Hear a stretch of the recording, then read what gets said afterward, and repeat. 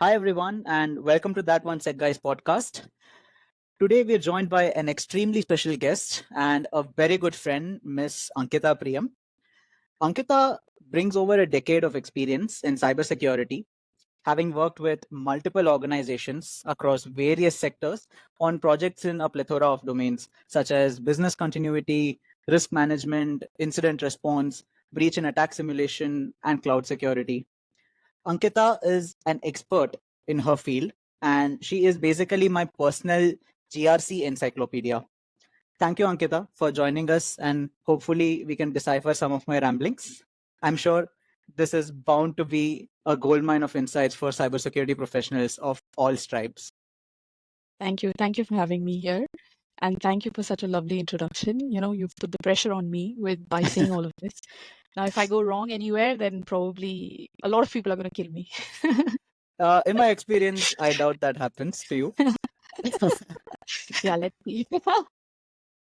So, team, this is going to be an extremely interesting podcast because Ankita, a GRC expert, is going to discuss her thoughts and views with me, who comes from an offensive security, red teaming, and cyber defense kind of background. And it's going to be interesting how we'll attempt to bridge the gap between my red teaming chaos and Ankita's world of structured brilliance. So, buckle up. This is definitely going to be exciting. Ankita, let's start with a broad question for the viewers, right? Maybe simply put, what is GRC and what is its role in the context of cybersecurity? So, GRC is the full form is governance, risk, and compliance. But let me not stick to the full form alone. Let me explain what governance means. Now, governance is something that comes from the top management. And GRC is a broader term. It's not just restricted to cybersecurity, but it's a broader term for any organization. So, governance means you need to develop a set of policies, frameworks, and standards, which is driven from top down. Then the second part, which is the risk, that is attempting to actually identify the risk at the organizational level. And then the compliance simply means that when you have developed a framework, a policy, and once you have identified your risks, then you definitely need to comply to certain requirements. And these requirements could be anything. It could vary from local regulations to international or global regulations, or it could mean some standards that you as an organization want to implement to enhance your posture. So it could mean anything. And governance, risk, and compliance could be financial related, it could be simply risk related, it could simply be operational governance, risk, and compliance. And cybersecurity is part of governance, risk, and compliance. Now, what I've seen in my career, a lot of people think the other way around. They feel that within cybersecurity domain, governance, risk, and compliance is a subset of the entire cybersecurity domain. But what they fail to understand is that governance, risk, and compliance is a much broader term, and cybersecurity is a subset of governance, risk, and compliance. Ankita, you have worked with so many different organizations who have very unique security requirements. So, can we touch base on some of the highlights in the key differences you've observed in the implementation of GRC programs across the sectors you work with, right? Government, financial, technological. What are the kind of key differences that come into play when a sectoral context comes? So, like I said, there are in governance, risk, and compliance, especially now we're focusing on cybersecurity specifically. So let's say if we look at cybersecurity itself. Within governance, risk, and compliance, you have regulations. So every entity is having either a sector regulator or let's say a local regulator within the region. So you have those regulations that you need to follow. Now, let's say if it's a banking industry, then they have to, and if they are commercial banking sector, then they definitely have card operations. So they have to comply by the central bank of the region, which is of the country. And at the same time, they also have to mandatorily follow PCI DSS as a standard, because if they are using MasterCard, Visa, or any of the five, SSE Council entities card, then they have to mandatorily follow that, because most of the countries have now mandated, at least in this part of the world that I've seen, most of the countries have mandated that PCI is a mandate for any organization that is using cards. Similarly for merchants, for that matter, right? So if merchants are taking your card data, storing them on their websites and stuff like that. So for merchants also, it is more and more becoming, a mandate. Now, this is at a global level. Now, at a local level, merchants could fall under a different sector. So let's say a merchant could be a retail merchant. It could be a food merchant. It could, so they have their own sector regulations as well, right? And some of these sector regulators also at a very high level define what should be the bare minimum cybersecurity or privacy requirements. So they have to follow that.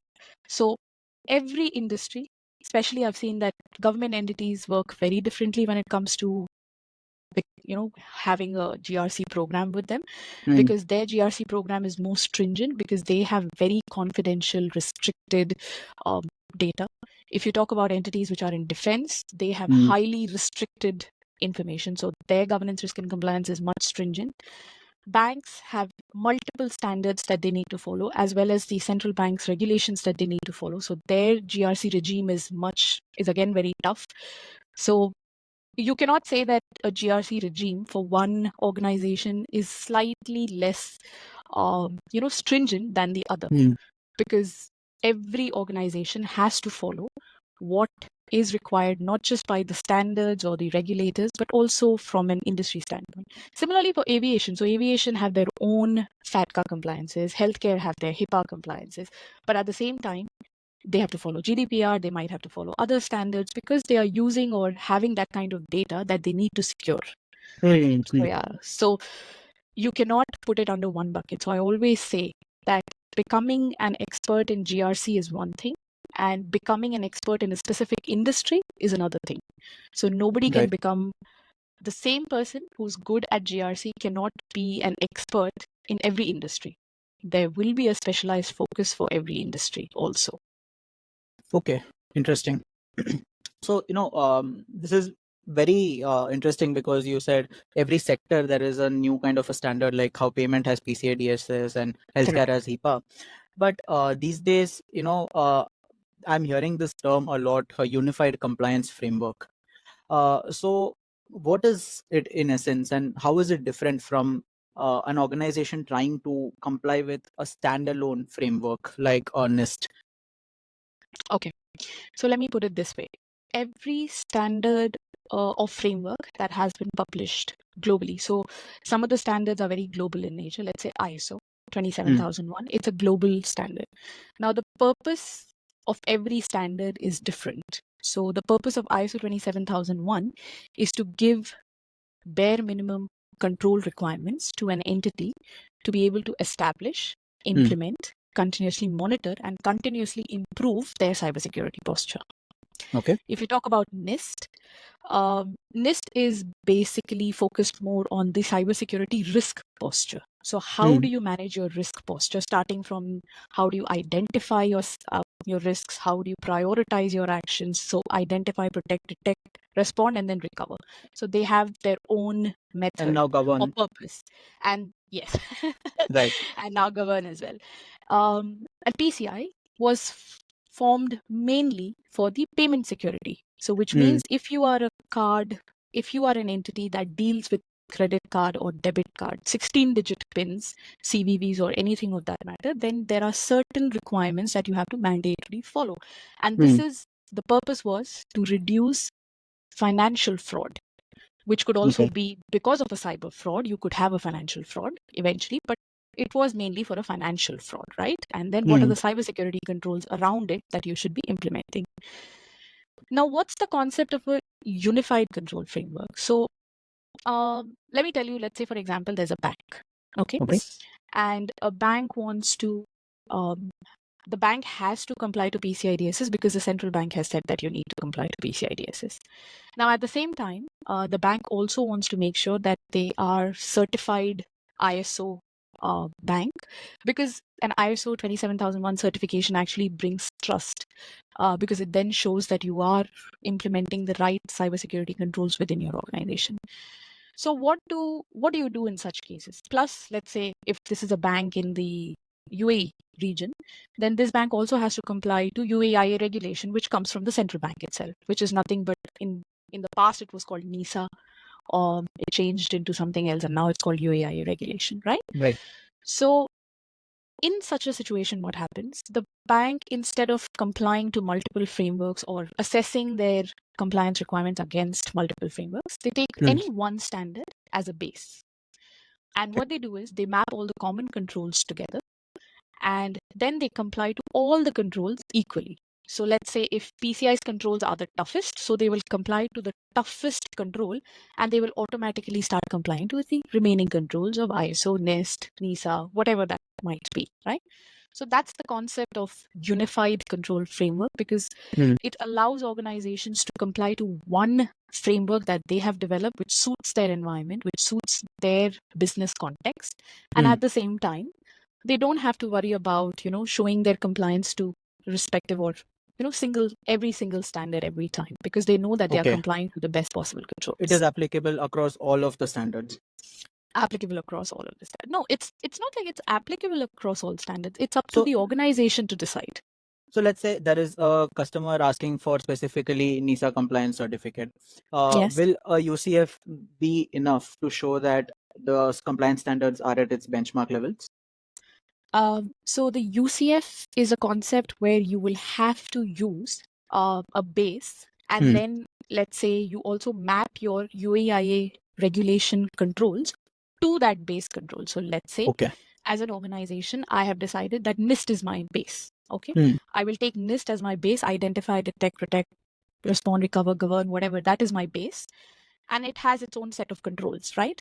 Now, what I'm going to do is I'm going to take UAE-IA standard, and I'm going to map the controls of UAE-IA standard to the NIST standard. Okay. And then I come up with one specific control which sits perfectly with the context of my organization.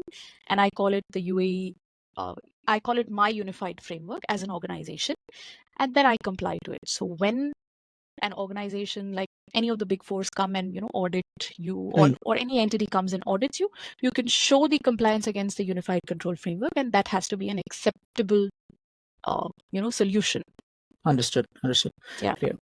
So this sounds like a inter-process based function, right? Because this will not just be testing out the technical controls. Rather, this might also include a lot of communication with, let's say, the finance department or the HR department. Yes. So what kind of process gets in those kind of scenarios where we have to make all of the other departments aware that a framework is being implemented in our organization? Correct. That's a very good question, by the way, because what happens is a lot of times the cybersecurity teams, the IT teams, they work in silos. But the fact is that working in silos would not help, because when you are developing a framework and when you are having a cyber crisis for that matter, it impacts your organization on the whole. It's not just one department that is getting impacted or one unit that is getting impacted. It could impact any one unit, but eventually it is the reputation of the whole organization that goes for a toss because of one cyber incident. So the way that any of these standards are developed, there is a touch point to make sure that everyone is involved in terms of how you comply to the requirements. So let's say, for example, if I were to go and audit an entity, or let's say I was to assess or implement the controls of any of these standards, be it ISO, NIST, PCI, anyone, I will have to meet all the relevant departments. I would have to go and meet HR to see what is the people related controls that you have. If I were getting compliant to ISO 27001 as an organization, then I will have to meet a number of business units as well as legal entity, the compliance, the head of compliance, the head of legal. All these entities get involved because there are controls which are relating to every person. And then not just that, I also have to make sure that as an organization, the organization is trying to make their own people aware of everything related to security, which is being implemented in the organization through training and awareness. So that's a mandatory requirement as well, if you ask me. And So how it's not, coordinating are the people from other department during security initiatives? There has to be a push from the top, to be honest, which is why it is always said that when it comes to governance, risk, and compliance, it always has to be a top-down approach, because if it's not a top-down approach, it will not work. If you take a bottom-up approach when the cybersecurity team is trying to bring everybody together and trying to convince them, maybe there might be a lapse. Maybe there might be some people listening to you, some people may not. But if it's coming from the top management, from the senior management, let's say the CEO or the CIO or the wherever the cybersecurity team reports into, if they say that this is important for us and you have to make sure that you coordinate with the team and you work together, it works. Senior That's why buy-in is GRC extremely important. extremely important. Yes. This brings me to a question I've always had, which is that in my personal experience, I have also seen that many cyber leaders, they struggle to demonstrate the value proposition of GRC programs to business leaders. So are there any like fixed set of metrics that they can use to measure the effectiveness of a GRC program? See, there are traditional approaches and there are very new approaches. So if I were to talk about traditional approaches of GRC metrics, which is more like you set a specific set of KPIs, you align. So for example, you have your business strategy, you align your business strategy to your IT strategy and your cybersecurity strategy to your IT and your business strategy. And then based on that, you develop some KPIs, which you measure like on a quarterly basis or biannual or annual basis. And then you present it to the senior management and you show that this is how well the cybersecurity is doing. This traditional approach no longer works in entities because every entity is now we are no longer looking at compliance, by the way. We are now looking at maturity. So Okay. entities already understand the importance of cybersecurity in this Mhm. era, and they all understand that if they don't have the basic cyber controls, then they'll be in trouble, right? Okay. So now we are talking about maturity. Mhm. In terms of metrics, think of it this way. Okay, let me ask you a question. If you were, let's say, an entity who sells products online, okay, Mhm. what's your biggest risk? Tell me. Only Um, online. You don't have any offsite stores. Availability of my store being available to the customers, right? Because that's direct business downtime. Uh, Confidentiality. I don't want to give away products for free, right? So I don't want customers to be trying to hacking and getting the products for free. And integrity, right? Because let's say if I put a product for $50, I want it to stay $50 and not change to $5. Yes. So what you've said is this, but what is the overall impact? What will happen if, let's say, any of these happens? What happens? Your financials get impacted, right? Right. So Yes. if your data is unavailable, or if your app is unavailable for that matter, your Hmm. financials get impacted. If your confidentiality gets breached, again, your financials get impacted. If your integrity gets breached because your discount has to be 15%, but it became Hmm. 75% for some reason, what happens? Financial impact. Right. Now, think of it this way. Once you have a financial impact, there is another way. That's a direct financial impact, right? Hmm. Now, you as an organization, let's say you are down for almost 1 week and you are not Okay. able to sell any of your products. So, what happens in this case? You have a reputational impact. Hmm. Your stock prices go down. The indirect impact of this is again financial, right? What I'm Yes. trying to get at is everybody understands numbers, financials. So Right. if you measure your Hmm. GRC in terms of financials, like, okay, if I were implementing XYZ controls and I'm Hmm. measuring the return on investment, the return that, so you have invested this much amount on building this GRC program, Hmm. and based on that, your return of investment is X, Y, and Z. This, even the board will understand, even the top management will understand, because everybody understands numbers. Right. So this is the new method or the new way that you should measure your GRC, or how well your GRC is performing. Look at your return of investment and you will know exactly what to do, or which Understood. strategies are working and which strategies are not working, basically. Understood. So I think you talked about quantitative factors, right? Yes. But maybe there are scenarios where quantitativeness might not be possible in the first place, right? So we might have to go for a qualitative approach. So Yes. let's say, for example, there is a risk of 1 in 25 laptops being lost every year, right? Hmm. Now, the quantitative cost of it might be $2,000, but what is the actual cost of losing that laptop? Because there cannot be a numerical value attached to the data that resides within that. Correct. So what can be So done in this? so again, When I say quantitative, it does not necessarily mean you talk about quantities in terms of number of servers, number of laptops. Quantitative analysis actually means you look at what you have in terms of your data. So as an organization, there is something called, in GRC, this is a very famous concept, there's something called assets and there's something called information assets. Now, information asset is different from asset. Information asset means I can talk about a document being an information asset, and that document could be a confidential document to that entity, and that's my information asset. So let's say I will say customer financial information.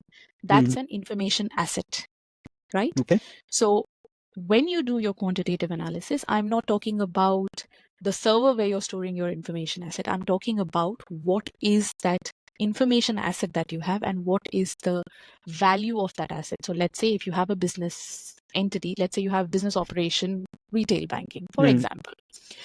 Now, the kind of data that the retail banking users are using are all confidential in nature, are all very sensitive in nature because they are dealing with all account information, card information, customers' sensitive information like their personal details, date of birth, and whatnot, right, on a regular basis. So the value of the information asset in this case becomes very high, right? And then you look at the technology which is underlying it, and then you put a asset value or a financial value to the technology. So first you put the financial value to the information asset, then you put the asset value to the technology piece of it, and then you calculate your overall matrices, because that's how you will actually get your original impact whenever the risk is. So whatever the risk might be, let's say it's a ransomware attack for that matter. So if you have this kind of data stored on this particular database, this type of database, then your overall financial impact because of a ransomware attack will be $10 million or $15 million. Right. So that's right, how you right. do it. Yeah. Understood. Clear. Right.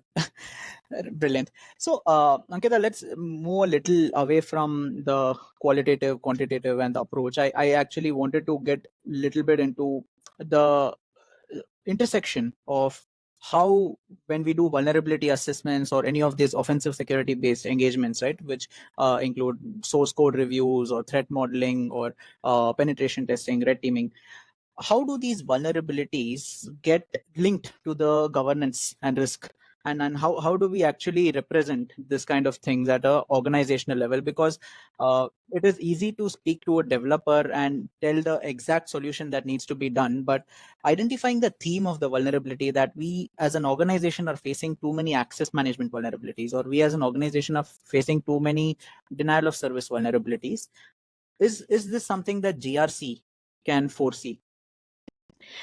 Yes, and to some extent, GRC actually depends on some of these technical inputs. So for a good cybersecurity GRC framework that an organization is trying to comply to, the report from a vulnerability assessment or a penetration testing is translated into a risk that even senior management or a layman can understand. Right? So let's say, for example, you've taken an example of DDoS attacks, or let's say you've exploited. You are a pen tester, right? So when you do a pen testing, what do? You actually you create an attack path, right? And you say that this is where I'm going to start. This is where I'm going to do establish a foothold, then do a lateral movement, whatever, privilege escalation, whatever. I don't know all the terms, but yeah, Right. there is a way that you do it, correct? Yes. Now, what GRC does is GRC takes the output, which is whatever you have identified as a problem in the organization. You will actually take that output and you put it in the terms of a risk. So I would not say, you will end up saying that, okay, this patch is not updated. Your vulnerability assessment will say that, okay, there is a critical vulnerability open with this CVE ID, whatever, and the recommendation is to update the patch. From a GRC standpoint, that's not what I would say. I would say, if you do not update this patch, then this is what is going to happen. So, for example, if you do not update this patch, you are susceptible to becoming a victim of a DDoS attack, or Okay. you are susceptible to becoming a victim of a ransomware attack because you are unable to block this type of threat within your environment. So Okay. if I say this way to anybody, for that matter, any layman also, they will know, oh, okay, so what should we do? That's the first reaction, right? So what should That's we do? correct. So then they'll be like, okay, let's update the patch. Let's make that as a priority and let's do it. So GRC is actually taking inputs from all of these technical assessments to make it in a more simpler language. Okay. So can we take an example for better understanding of the audience, that let's say an organization is going through a NISA assessment or a UAE-IA assessment, right? And they want the observations of the vulnerability assessment and pen test to be part of that kind of a report. Yeah. So are there any specific methodologies that are standard specific that help in mapping these vulnerabilities to the standards, or how does it work? There are no defined standards, if you ask me. Like, if you say that you have identified a vulnerability, let's say on a Windows machine, for that matter, right? On AD accounts, let's take an example of AD. So you, as a pen tester, have identified some issues with access on the Active Directory. Now, within the UAE-IA standard, or any standard for that matter, if you take NIST or PCI or whichever, there is a specific requirement which talks about access management in general, right? So how does the access management of the organization, is it good? Is it bad? Do they do regular access management reviews? Are they giving access based on privilege basis, the least privilege principle, etc.? So that's where you actually bring out any of these problems, and then you say that, okay, on your Windows Active Directory, we have identified this issue. This relates to your access management when it comes to a GRC standard. And so access management needs to be a domain in whatever standard. correct. Right. And it is Okay. usually there. So It is access usually management there. it is always there. I don't think there is any standard which doesn't have access management, to be honest. Do we ever have any kind of scenario where there is a challenge in mapping the vulnerability towards the standard? There could be vulnerabilities which you cannot directly map to a particular control within the standard. But then again, there are always ways that you can identify, and you can say that it's not a direct. Now, I can't think of an example, but I'm just wondering which one. Because if you're anything related to patch management, if a patch is missing, then there are domains in the governance, risk, and compliance standards relating to change management, patch management, etc., where you can map these vulnerabilities. But let's say, for example, a DDoS attack. Now, there is a network security domain related control in most of the standards, where they ask you to make sure that your network controls are intact, your perimeter security is in place, your internal network security in place. So you can somehow translate it. It can never be, sometimes it cannot be a direct mapping, to be very honest. Cannot be a direct mapping. Sometimes it may happen Best that you effort cannot basis. directly. So it's best effort basis. So wherever you can manage to do it, you should do it. And wherever you cannot, then you have to keep it out, because vulnerabilities could be of any type, right? So you can't necessarily always put it somewhere. So yeah. Wonderful. Actually, this conversation has completely made me rethink the way we do pen test, right? Because as a pen tester, or at a execution level of an offensive security engagement, we can find an RC. But if we understand the overall organizational context as to where the server resides on which we have found the RC, and if that is in a UAT environment, does it really matter? Right, because if there isn't good network segmentation in place. So thanks for that, Ankita. I think these insights really enhance a pen tester's viewpoint. We are in 2024, right? So it's almost incomplete if we do not bring up AI into podcast, right? So I'm not going to throw anything regarding AI specifically, but whenever any of the emerging technologies come into the market, how does GRC play a role in keeping up with the pace of those emerging threats? Okay, let's talk about this in a different way. First of all, let's understand why these emerging technologies grow at the rate that they are growing in the market at the moment. Okay. So you remember when iPhone was launched? Samsung wanted to be part of the race, so the Androids were launched. Then all the other people joined, and Nokia was left behind. And then Nokia tried to catch up later, but then couldn't, and just failed, right? When COVID happened, every pharmaceutical company wanted to develop a vaccine, and they tried and they developed something. But what was the difference there? The difference was that there were certain vaccines which were stamped by the WHO saying that these are okay and you can take it. These are approved by WHO, and there were some which were not. But in the whole haphazard of COVID, and everybody wanted to, be better, feel better, and the situation was very pandemic, so they just went with whatever was available with them.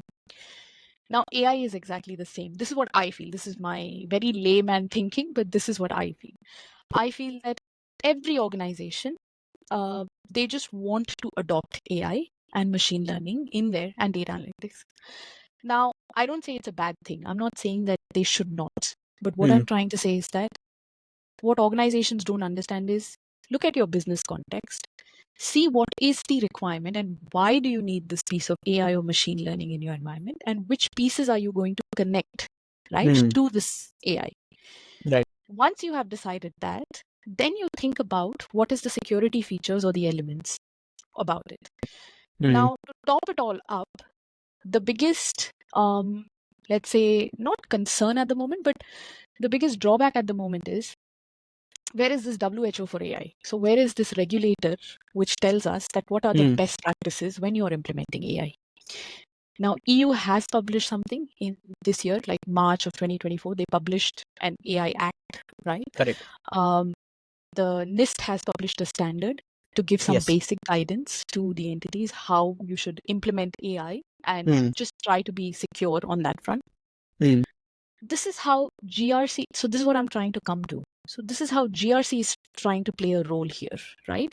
GRC is nothing but governance, risk, and compliance. So what GRC is trying to do is it's trying to give you a set of standards, policies, regulations, which are giving you some kind of guidelines, some kind of understanding that, okay, go ahead, implement AI, implement whatever you need for your business context, but then please be mindful when you are implementing AI, because you are going to impact or you're going to be sharing a lot of information, your data, it impacts privacy, it impacts so many things with third parties. You're going to do so much. So be mindful of how you implement it.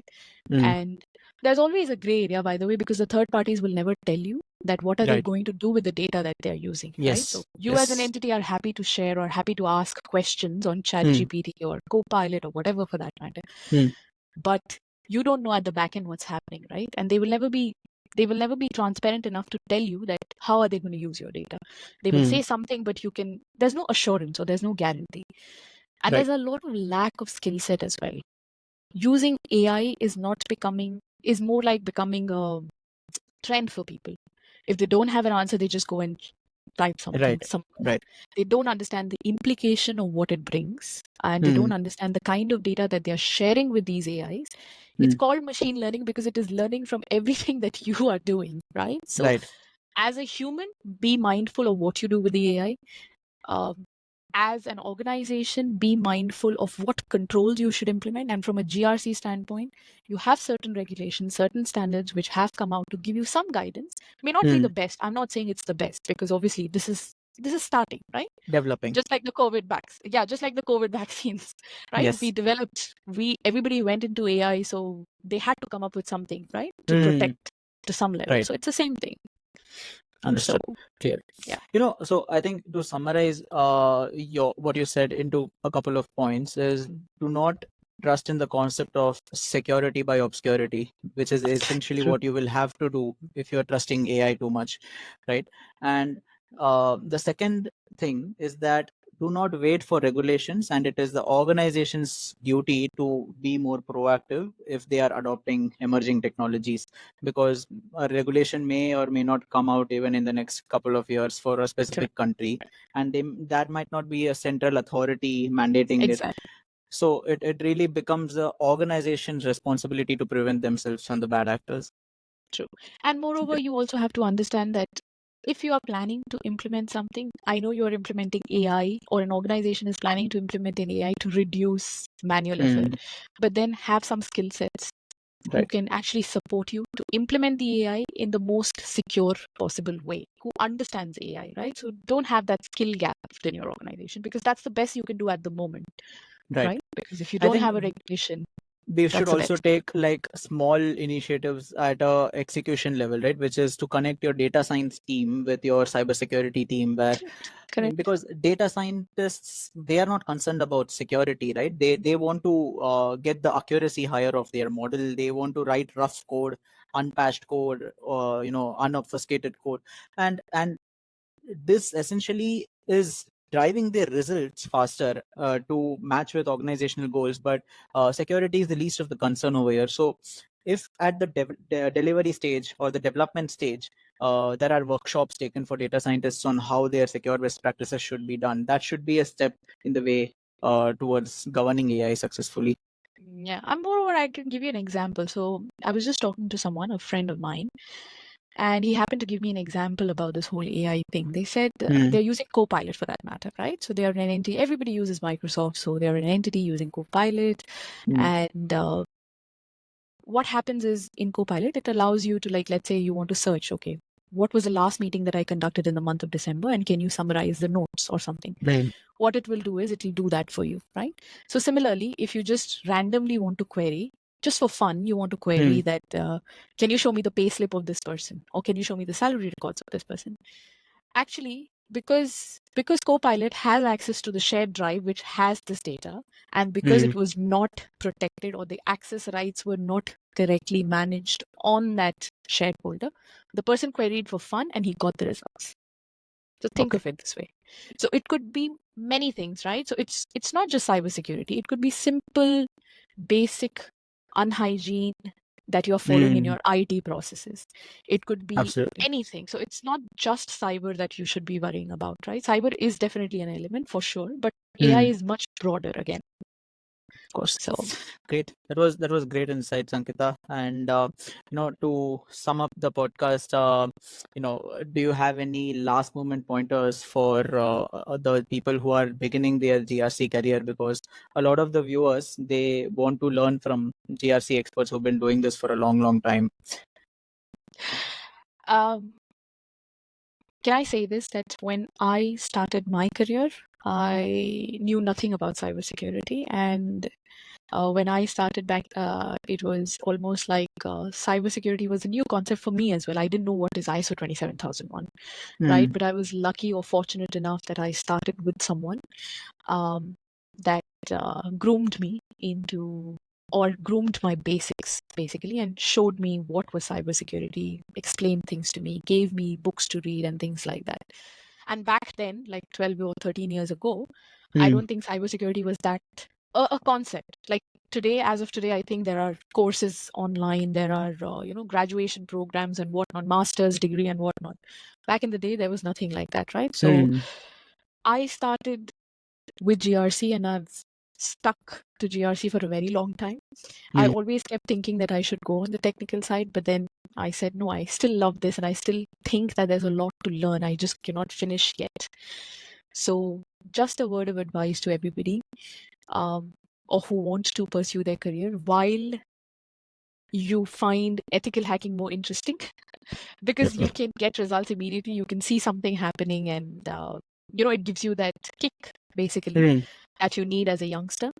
Don't think that GRC is a boring subject, or governance, risk, and compliance is not necessarily something that interests you, because eventually there's a lot of effort that goes into understanding global regulations, local regulations, and then industry specific regulations, and then being a master of the subject. So it takes years and years for you to master that subject. So don't think negatively in terms of how you want to enter into the cybersecurity field. You can start with technical, go into GRC, or you can start with GRC and still go into technical. There is always a two-way street. So there's nothing stopping you. Don't think that GRC is boring, it's all about regulations. Oh my god, because I've seen a lot of youngsters do that these days. So I just hope that I can change that mindset. If I can, then Absolutely. convert a lot of offensive security guys like you into moving into GRC. Lovely. So thank you, Ankita. It's been a brilliant half an hour, 40 minutes of discussing GRC and overall cybersecurity with you. I'm sure your golden words of advice are extremely helpful to the beginners in the field, as well as for people who've been in different verticals of the cybersecurity as well. Thank you very much. And I hope to be able to do this again with you. Uh, that is it from our end, team. Thank you for sticking through the video. And if you want more cybersecurity discussions with such expert in the field, please do consider liking, sharing, and subscribing to the channel, and ring that bell for always getting notifications from the channels. Thank you. Bye.